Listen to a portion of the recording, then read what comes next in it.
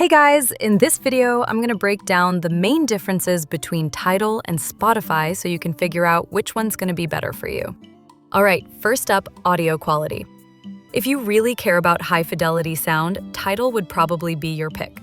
It offers lossless FLAC streaming and even master quality tracks through MQA, which is way higher than Spotify's current max of 320 kbps.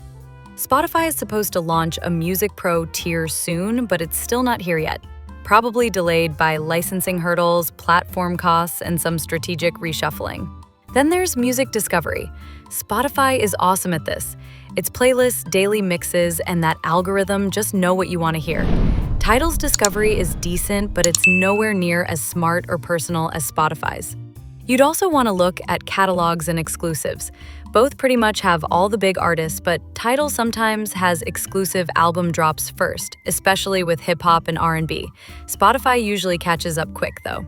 Next, interface and features. Spotify's UI is super clean, easy to use, and it's got things like crossfade, lyric integration, and group sessions. Tidal's interface is nice too, but some people find it a bit clunky compared to Spotify.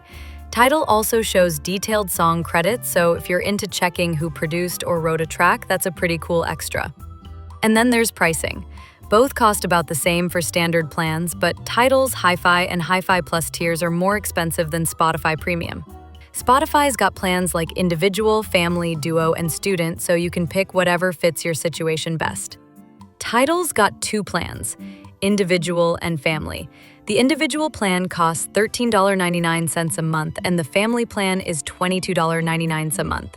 The family plan covers up to 6 people, each with their own separate account. If you gotta have the best quality, you're gonna pay a bit more with Tidal. Lastly, if you're into supporting artists directly, Tidal claims it pays higher royalties per stream than Spotify does, so that might matter to you.